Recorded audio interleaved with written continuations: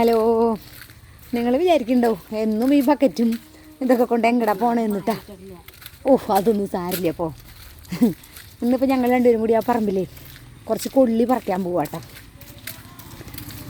അമ്മ മതിലിൻ്റെ ഇപ്പുറത്ത് കൂടെ ബക്കറ്റ് വെച്ചു. അപ്പോൾ ബക്കറ്റ് ഇനി ഈ വഴി മുഴുവൻ താങ്ങിക്കൊണ്ടോണ്ട അപ്പുറത്ത് കൂടെ ഒന്ന് ബക്കറ്റ് എടുക്കാൻ പറ്റും. അപ്പം ഇവിടെ ഈ വഴിയിൽ ഈ വീട്ടുകാരിങ്ങനെ ഇൻ്റർലോക്കിൻ്റെ കട്ടയിട്ടായിരുന്നു.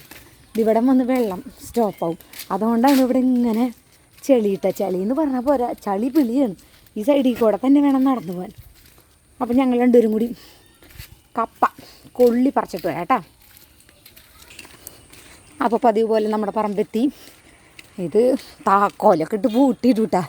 ഞാൻ ചോദിക്കും ഇതിൻ്റെ ഉള്ളിൽ വല്ല നിധി ഉണ്ടോ അങ്ങനെ പൂട്ടാൻ. ചങ്ങലയൊക്കെ ചുറ്റി ഭയങ്കരമായിട്ട് പൂട്ടിയിടും. അപ്പോൾ റോഡ് സൈഡാണ്, ആരെങ്കിലുമൊക്കെ കയറുന്നു. അതുകൊണ്ട് അമ്മയും അച്ഛനും എപ്പോഴും ഇവിടുത്തെ പണി കഴിഞ്ഞ് ഇറങ്ങുമ്പോൾ ഇത് പൂട്ടിയിട്ടിട്ട് ഇറങ്ങുക. നല്ല മഴ വരുന്നുണ്ട് കേട്ടോ. ഞങ്ങൾ മഴയ്ക്ക് മുമ്പ് പറക്കാമെന്ന് വിചാരിച്ചിട്ട് വേഗം ഓടിപ്പോന്നതാണ്. ഇനിയിപ്പോൾ നാളെയും മഴയാണെങ്കിൽ നാളെയും പറിക്കാൻ പറ്റില്ല. ഇന്നിപ്പോൾ ഒന്ന് തോർന്ന് നിൽക്കണ സമയമാണ്.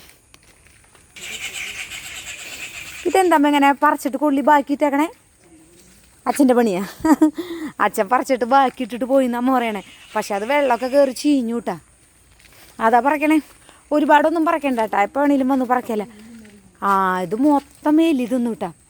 ഇതാണിപ്പോൾ കൃഷിക്കാരുടെ ഒരു കഷ്ടം. പകുതി സാധനം എലി തിന്നും. പറക്കല്ലേ, ഞാൻ അങ്ങോട്ട് വരട്ടെ.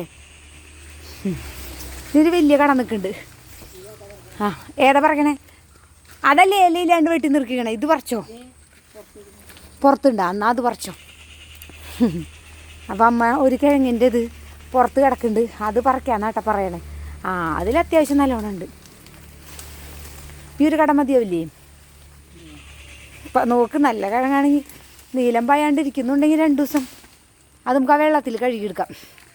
ഒരു മിനിറ്റേ. ഇത് അത്യാവശ്യം ഉണ്ട് കേട്ടോ. കണ്ട കിഴങ്ങണ്ട? ഇത് നല്ല മഴ സമയത്ത് ഇത് പുഴുങ്ങി നല്ല ഉള്ളിച്ചമ്മന്തിയും കൂട്ടി കഴിക്കാം. അപ്പോഴേക്കും അടുത്തതും പറിക്കാൻ പോയാ. ഇതും കൂടി മതി, ഇനി പറിക്കണ്ട കേട്ടോ. വേണമെങ്കിൽ അപ്പോൾ ഒന്ന് പറിക്കാലോ. അതിൻ്റെ അത്രയ്ക്കില്ല ഇതിൽ. ഇതേ ഒരു കഷ്ണം പൊട്ടി കിടക്കണു. ഇനിയുണ്ടാ? ഇനി അങ്ങോട്ടും ഇങ്ങോട്ടൊക്കെ പോയിട്ടുണ്ടല്ലോ. കഴിഞ്ഞാ? അയ്യോ, അതിൻ്റെ വലിയൊരു കഷ്ണം പൊട്ടിയിട്ടുണ്ടല്ലോ അമ്മേ.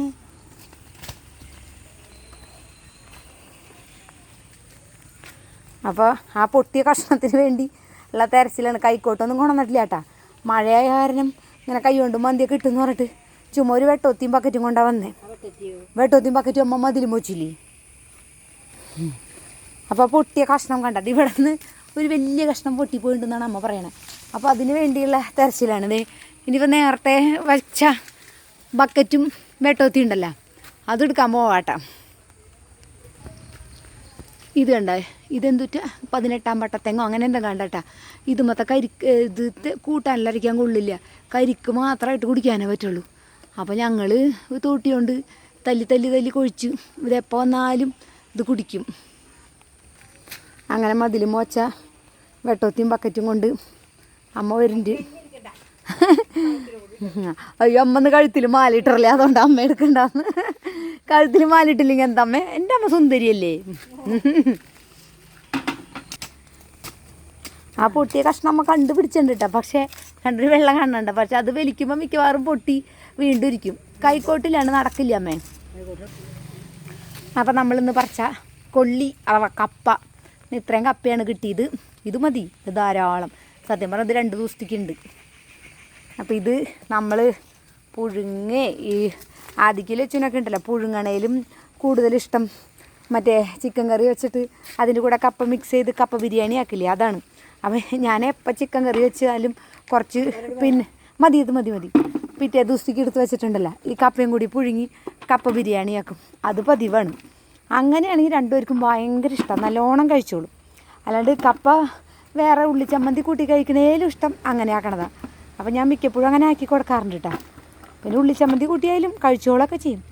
ഇനിയിപ്പോൾ മഴയൊക്കെ അല്ലേ, സ്കൂളും തുറക്കല്ലേ. അപ്പോൾ സ്കൂൾ വിട്ട് വരുമ്പോൾ ഇങ്ങനെ എന്തെങ്കിലുമൊക്കെ ആക്കി കൊടുക്കണം. അതെന്തോ നോട്ടെ, അതെന്തോ പെരിച്ചാഴി കുത്തിയിട്ടുണ്ടമ്മേ. വേണ്ടെങ്കിൽ അത് കളഞ്ഞേക്കുക, അല്ലെങ്കിൽ ആ ഭാഗം മാത്രം ഒടിച്ചെടുക്കുക. അപ്പോൾ ഇതാണ് നമ്മുടെ ഇന്നത്തെ കപ്പയുടെ വിളവെടുപ്പ്. നല്ല മഴയുണ്ട്. അപ്പോൾ ഞങ്ങൾ പോകാൻ നോക്കട്ടെ. കരിവേപ്പിലൊന്നും വേണ്ട, നാളെ മതി. അപ്പം അമ്മ വീണ്ടും അത് മതിലുമ്മ കൊണ്ടുവയ്ക്കും. അപ്പോൾ ഇത്രയും വഴി ചുറ്റി അത് എടുക്കണ്ട, അതിലേ പോയി എടുത്താൽ മതി. ഇനി എങ്ങടെ തെങ്ങിൻ്റെ ഇടയ്ക്കിലേക്ക് അവിടെ ഉണ്ടല്ലോ, ഇന്നൊക്കെ അവിടെ ഇല്ലേ? ആ